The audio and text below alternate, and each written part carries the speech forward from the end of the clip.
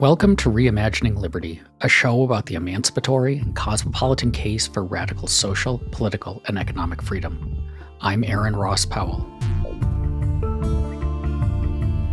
There's something different about the contemporary right. Classical liberal rhetoric has been replaced with something much uglier and more reactionary, keen to carve the world into us and them and celebrate the use and abuse of power. Today's conversation is about this turn, or, as my guest explains, this return to ideologies a century old or more, but now gaining prominence and attacking the very idea of liberalism. To discuss that, I'm joined by Tom Palmer. He is Executive Vice President for International Programs at Atlas Network, where he holds the George M. Yeager Chair for Advancing Liberty, and a Senior Fellow at the Cato Institute. Let me very briefly mention that Reimagining Liberty is a listener-supported show. If you enjoy these discussions and want to get early access to new episodes, you can become a supporter by heading to reimaginingliberty.com. With that, let's turn to my conversation with Tom.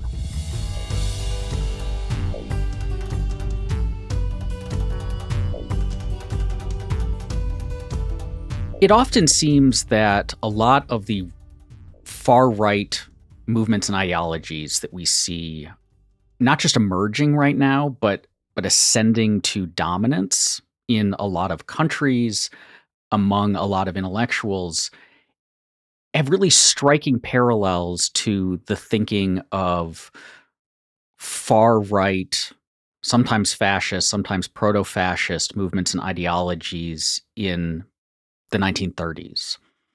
Am I correct in seeing some sort of parallels there? Not merely parallels, there are direct lines of dissent in many cases, because you find certain authors and thinkers whose ideas have persisted sometimes in a kind of underground way that have reemerged and are extremely influential. So just to take one thinker, Carl Schmitt, there's been quite a Carl Schmitt revival on both the far right and the far left, I should point out. He posited that what was characteristic of politics, a distinguishing feature, was the conflict between the friend and the enemy. That distinction between friend and enemy was foundational. And of course, that's very congenial to people who like to see the world in those terms, that there's the enemy of the people versus the people. And so that comes in left-wing and right-wing flavors. He himself was a right-wing collectivist. He became a very enthusiastic member of the National Socialist Party and participated in the purging of Jews and Jewish thoughts, whatever that means, from the German universities and the persecution of Jews. He was a quite robust anti-Semite. But there are many others as well. So there's a trend that goes back not just to the 1930s, has earlier roots, really the 1920s, and coming out of World War I, which was such a cataclysm for European civilization. Many people rejected liberalism entirely. The experience of having been soldiers at the front created a kind of collectivism spirit that continued on. They called it the front experience in Germany.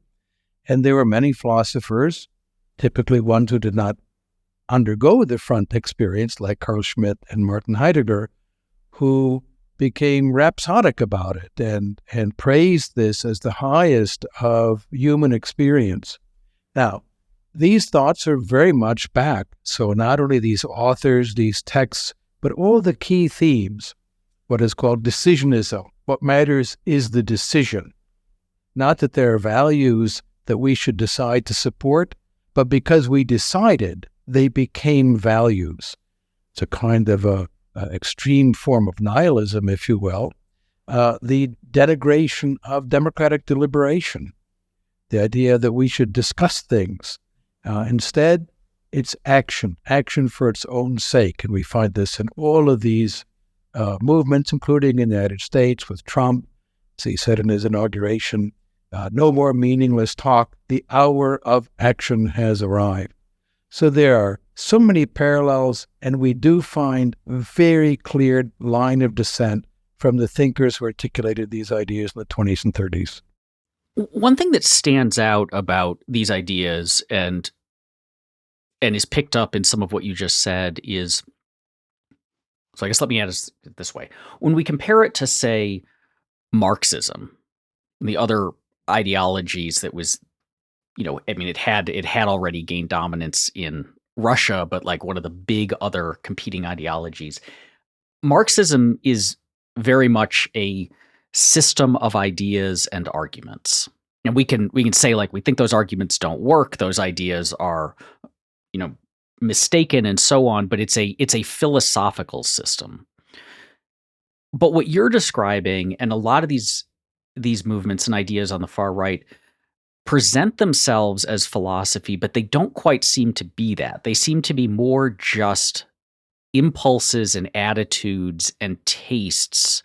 I want this rapid decision. I don't like these people. I like the kind of pageantry of this guy taking on the mantle of the Heron folk and so on. It seems more like it's just base urges than given an intellectual gloss versus a philosophical system argued and built for. And I think we see a lot of that today as well. That I don't like those weirdos on the coasts doing their strange cosmopolitan stuff. I just want kind of things to be the way that they always were, and so on. Is that a fair characterization of a lot of this, or am I discounting some argumentative heft? I disagree fundamentally with your diagnosis, with all due respect. I do think that many of these thinkers had a coherent set of ideas that, if you grant some of their premises, they do fit together. One distinction from Marxism is Karl Marx was one guy who was suffered from a great deal of logorrhea. He wrote enormous amounts of material. As Mises put it very neatly, Karl Marx had the ability to take a simple idea, and express it in a mere 400 pages. But so there's a huge body of material covering many different disciplines written by Karl Marx. So we call that Marxism. And then many people came along and they interpreted these sacred texts. And, it's kind of a low-budget Talmudic exercise to go through the works of Marx. And there isn't anyone like that for this right-wing intellectual movement, this right-wing collectivism. There are many different thinkers, but there are certain coherent principles. We, I think, are misled by the historical interpretation of fascism as a movement of thugs. And indeed, there are a lot of thugs in fascist movements. They're the ones who would beat people up in the stormtroopers and the black shirts in Italy and so on. And they like to motivate people that we could describe as thugs, often not very educated and violent people. And as a consequence, people thought, well, that's what fascism is. This is a terrible mistake. The leaders of these movements are often highly educated persons. They're multilingual. They're very well read. And they're intellectuals. They wrote books. They wrote articles. They dominated much of the intellectual life of the countries in which their movements came to power. So I think it's a mistake to see this as just a kind of dressing up of some sort of ugly impulses, like I don't like those people across the street.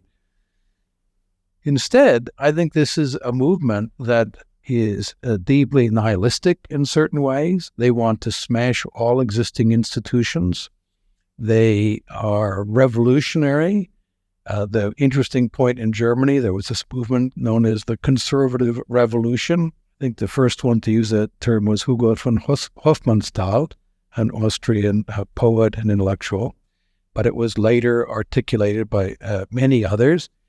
Their view was not conservative as we normally think of the term, namely that we want incremental change or a great deal of caution in making changes and, conserving things that work. To the extent there is that kind of conservatism, I think there's much wisdom in it. I wouldn't call myself a conservative, but I see the wisdom in that approach, and we find that in Edmund Burke and many other thinkers along those lines. This isn't like that at all. They wanted to smash everything. They had nothing around them that they wanted to conserve. What they wanted instead was certain values, which they often associated with martial values. They were anti-bourgeois. They didn't like the bourgeois values at all, of toleration, of measure in life, of commerce, of incremental improvement, of conversation and discussion. They believed in things like valor, courage, perseverance, self-sacrifice, self-denial, suffering, and so on. And they wanted to smash the existing world order and all the institutions around them and build new ones that would embody what they considered to be the values they had chosen. And those institutions they would then want to preserve or conserve. So it's really a profoundly revolutionary view. And we do find this among contemporary Tencent intellectuals like Steve Bannon, who describes himself as a Leninist, who's going to smash all the institutions. This is not what most people think of as a conservative mentality. It's a highly revolutionary mentality. And the people who articulate this are intellectuals. The difference with Marxism is there wasn't just one person, so we don't call it Schmittism or Heideggerianism or whatever. Those people were parts of a generalized movement. They had a great deal in common, but there wasn't one figure that created a cult like Marxism became. So granting that there isn't a single figure, and that might complicate the question that I'm about to ask, a lot of, when we think of revolutionary ideologies, one way to think about them is that these people have a clear picture of the world as they think it ought to be, which is different from the world as it is right now. And they want to affect radical change to get it from where it is to that clear vision of a better world. So for these far-right ideologies, you've mentioned values, and you've said they want to instantiate institutions that will embody and enforce and reinforce those values. But can you give us a sense, I guess, more concretely of if these guys could snap their fingers and create the world of their dreams, what, like, just on the ground, structurally, culturally, socially, and so on, does that world look like? It's a bit scary, and I'll tell you one reason that I find that idea terrifying is that all of these movements would, in the course of time, turn on each other. Ultranationalisms are ultimately incompatible with each other. Because if you're a Hungarian nationalist and I'm a Slovak nationalist, you refer to me as a monkey and I refer to you as some other sort of insult. Those two forms of nationalism are opposed to each other. Hungarian nationalists and Slovak nationalists don't like each other. There's a large Hungarian minority in Slovakia, and the real hardcore Slovak nationalists hate them, just as Hungarian nationalists don't like Romanians, and Romanian nationalists don't like Hungarians. So all of them are nationalists, and they're opposed to liberal cosmopolitanism. They're opposed to live and let live mentality. And once they dispense with all of us who would like to live together in peace, they will turn on each other.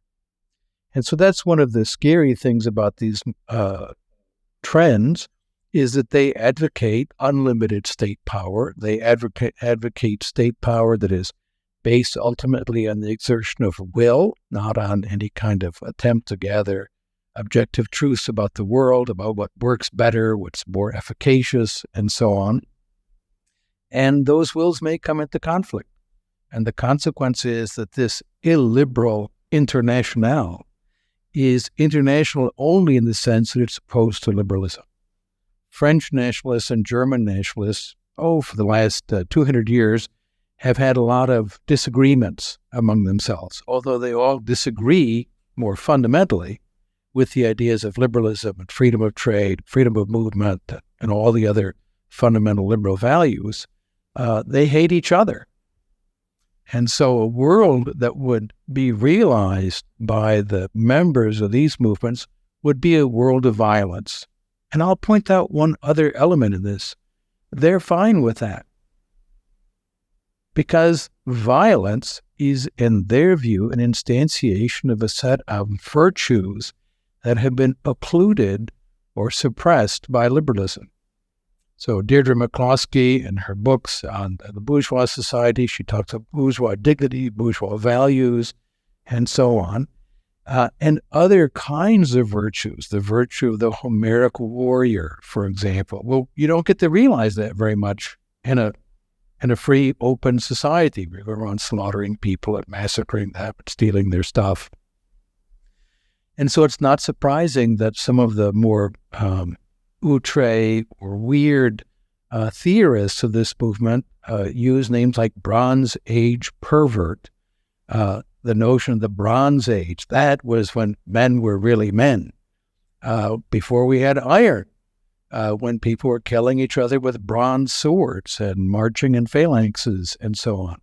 So that was their vision, is a world in which conflict is valorized. They love it. And indeed, to go back to Carl Schmitt, the foundation of politics is the confrontation of enemies, and that means one fighting collectivity is willing to destroy another. That this has been also stated in aesthetic form many, many times.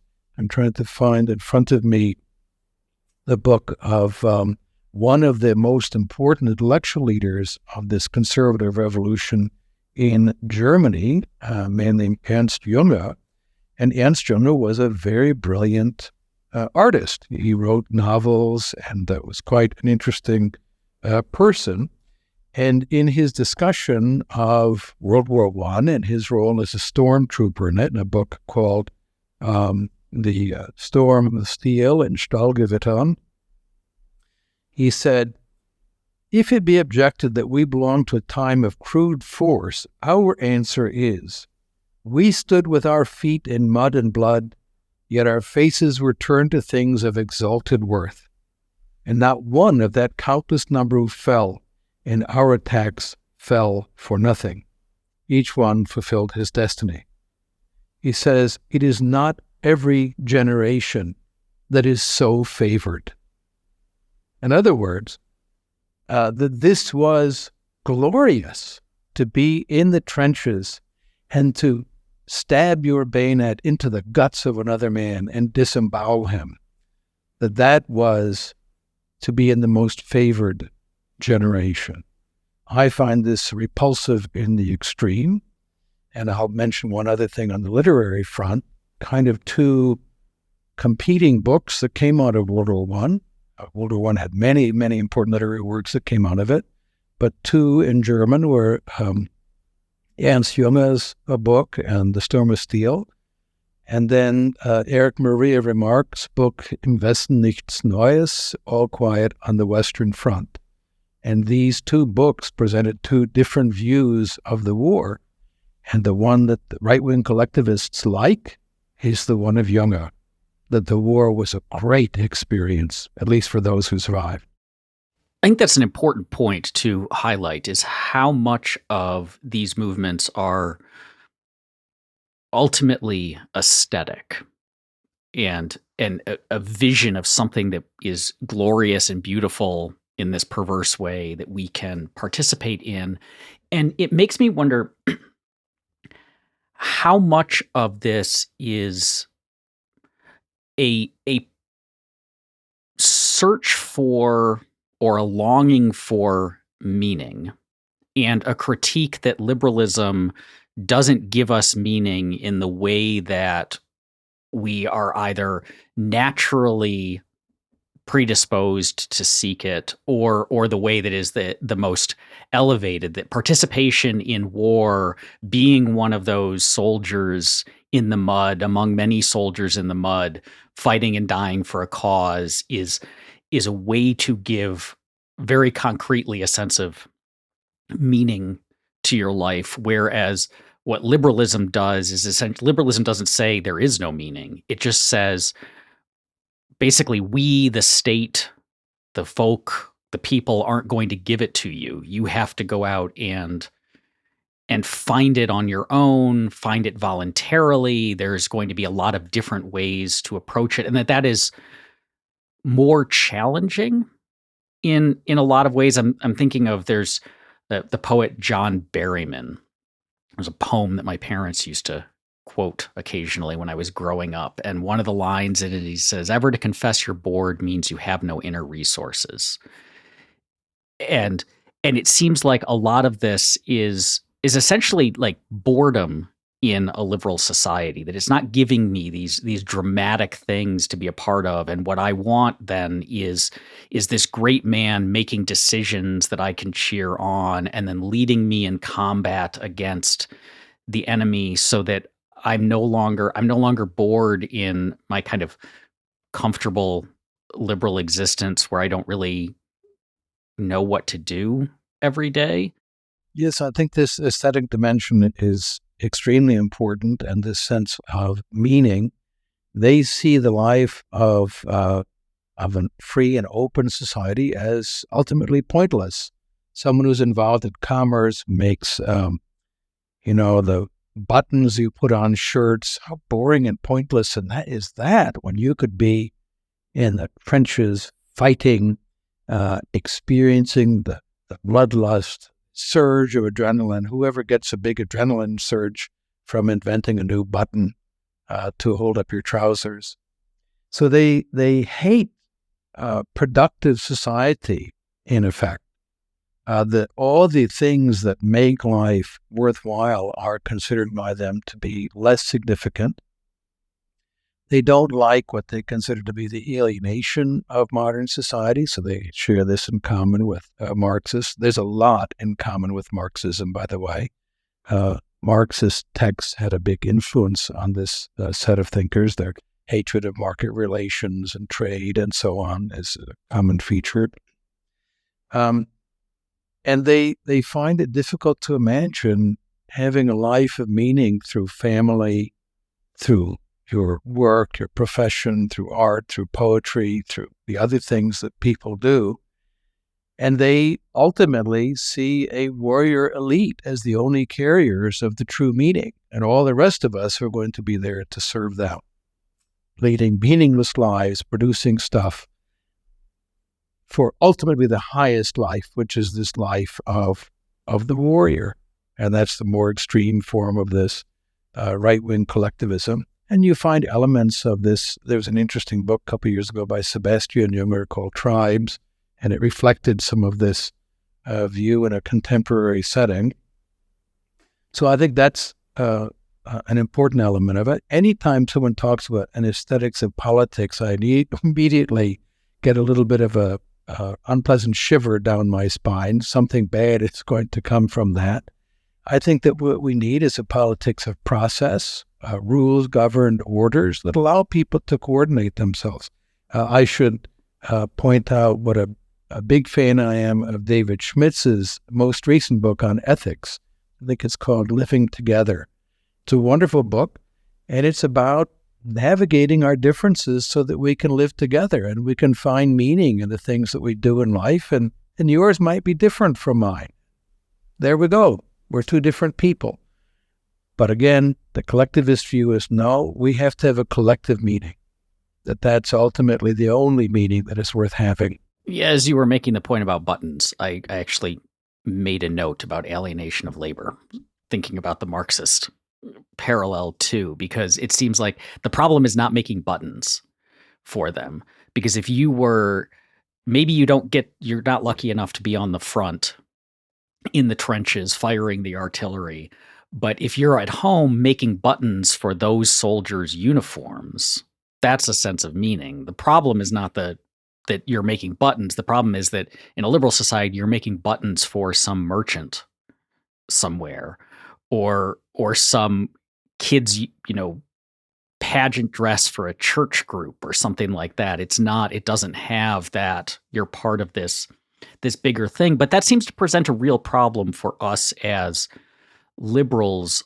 addressing these movements. Because when we argue, so if we're arguing, say, with a progressive or we're arguing with a Marxist, we can say to them, that a lot of that argument can be, you want to achieve prosperity and equality and so on and so forth, but the things that you want to do, the way you want to use the government to achieve this and so on, doesn't work. It's not going to achieve the ends that you have in mind. The socialist calculation problem means that your grand designs for the economy won't achieve the fruits that you hope for, etc. But if we're talking with people who their fundamental problem with liberalism is that it doesn't give us this grand collective sense of meaning forged and refined and kind of given aesthetic weight by violence and conflict, our response to that has to be, you're right. Liberalism doesn't give that kind of thing. That's, in fact, one of the great things about liberalism is that it short circuits the process by which those sources of meaning become a dominant and ongoing part of everyone's lives. And so it's less about arguing your values are bad and corrupt and our values are better. But that seems like a much more challenging, someone who just has those bad and corrupt values, if we're trying to defend liberalism to them, that feels like a pretty big uphill battle. Well, I think it's a fundamentally different conception of freedom. And I should point out that left-wing collectivism also has this, certainly in its more virulent forms, and I don't mean American progressives, but Leon Trotsky certainly hated free society and every possible manifestation. He wanted society to be organized like the army. And there would be industrial armies, and actually there would be scientific breeding of humans. He wouldn't have this old-fashioned, you meet someone and like that person and you fall in love and you get married and you have kids. That's unscientific. It would all be planned and we'd have a breeding program. He was obsessed with breeding chickens, for example, and he wanted to breed humans roughly the same way and organize everything like the army. And so it's not the case that Marxists were just saying, well, we have a better way to produce a more commodious life. And liberals say, well, we disagree about your means. That's true of some people, of course. Real hardcore Marxist collectivists reject liberalism in its entirety, including this idea of individual freedom.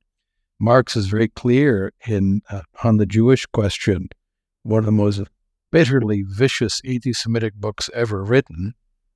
He truly hated Jews. He argued that man was a species being, that freedom was only realized in this collective form. And collective freedom is also a theme on the far right.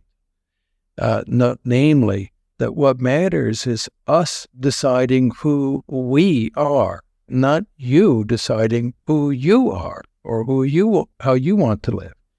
And they turn liberal language against liberals. They say, well, we're for freedom. Who are you to say that we in Iran can't stone people to death because a woman showed her hair? You're violating our freedom. And of course, this language is picked up by all of the totalitarian regimes around the world. They say, well, you're picking on us. If you criticize us for beating a woman to death for showing her hair, what about our freedom? Well, that is exactly the theme that was picked up by these conservative revolutionary thinkers in Germany and also their allies in France and elsewhere.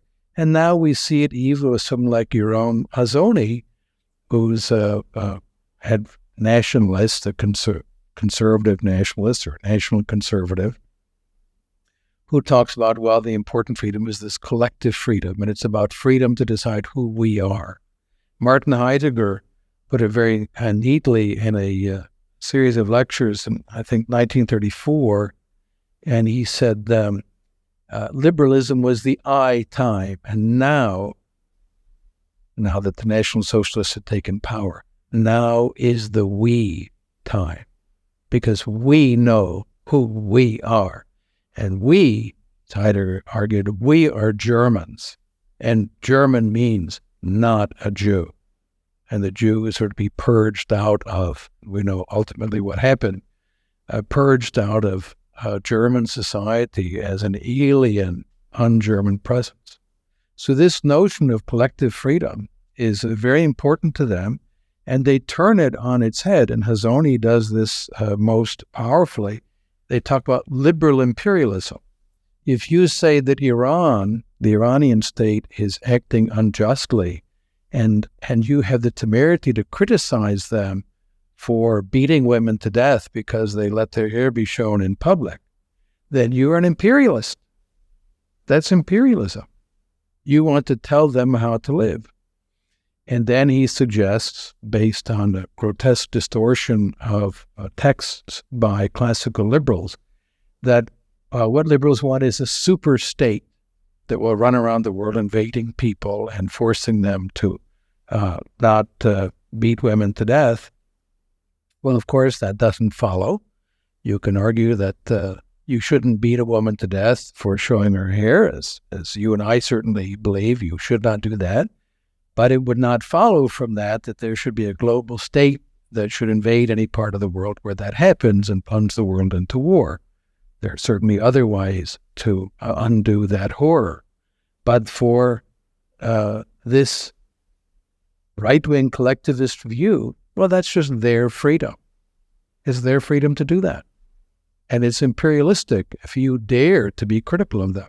Ultimately, their position collapses into incoherence, in my opinion. But there we have it. How do they, either the historical versions of these arguments or the contemporary ones, the National Conservatives and Hazony and so on, define or delineate the we? Because maybe they say the we in Iran believes that this is the way we're exercising our freedom by behaving in these ways, but that we clearly doesn't include the women who are being stoned to death, because it's not the world and the set of rules and values that they want. Or if you're a Hungarian nationalist, there are a lot of people who are born and raised in Hungary and consider themselves to be Hungarian who don't share those values or cultural and social preferences. And so is there I guess, non-cynical way that they define that we, a way that isn't just we is the people, is whoever shares my particular preferences, and if you don't share my particular preferences, then you're not part of the we that matters? Is there a more intellectually plausible way that they carve that out? Well, Hazony and his approach argues that it's the nation state, and that the nation state has some dominant nation. So there might be minorities in it, but one group is dominant. And the others, well, they just have to put up with that, namely put up with being dominated. There are other views that see societies as organic. Typically, these don't use the term society, which is a term more associated with liberalism. And what's interesting, Hazony stretches himself into pretzels, arguing, well, Hitler and National Socialism weren't nationalistic, which is a very puzzling view. His argument was, well, they invaded other countries. And if you're a nationalist, you wouldn't do that. Well, that's a very puzzling view.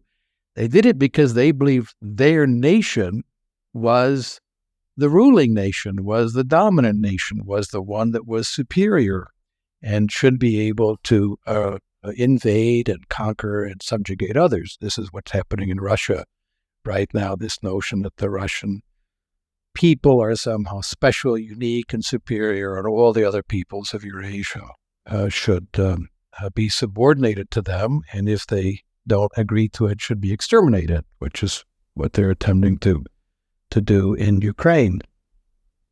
So this view, you can start with, well, there you have the existing nation states, and within them, they're the dominant nation.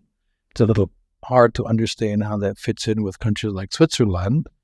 They have a Swiss identity, even though people speak German or French or Italian, or Romansh, small minority. But Hazoni's view, you just take the basic currently existing nation states, and they have some dominant nation.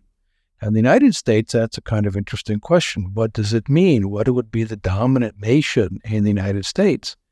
And it's quite clear it's some sort of Protestant, Anglo, whatever combination. The U.S. is looking less like that every day. The society is changing. Definitions of groups are changing along the way.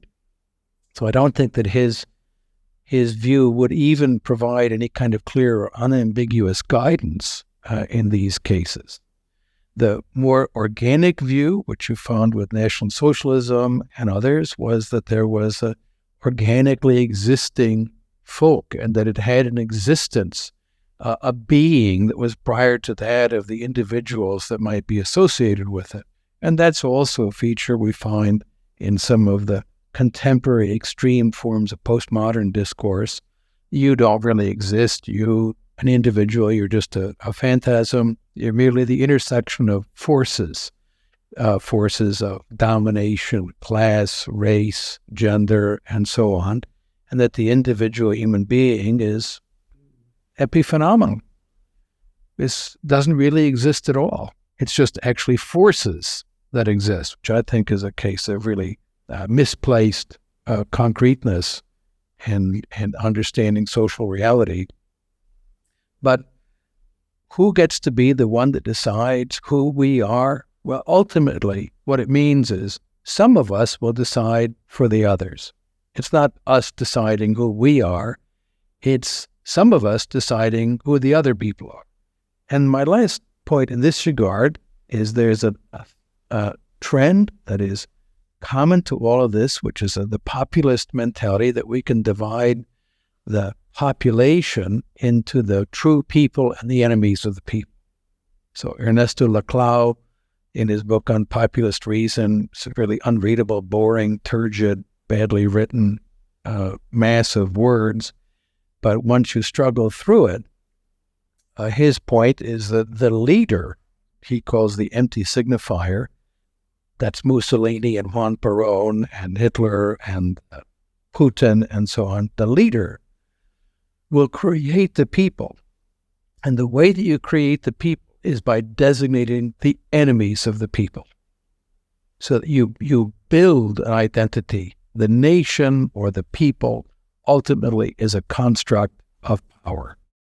It was pretty common in the second Bush administration for people on the left to refer to Bush and Bush-style Republicans and then Paul Ryan-style Republicans and before that Reagan-style conservatives as fascists, and to throw that term around as just a general kind of condemnation of political ideas that we didn't like.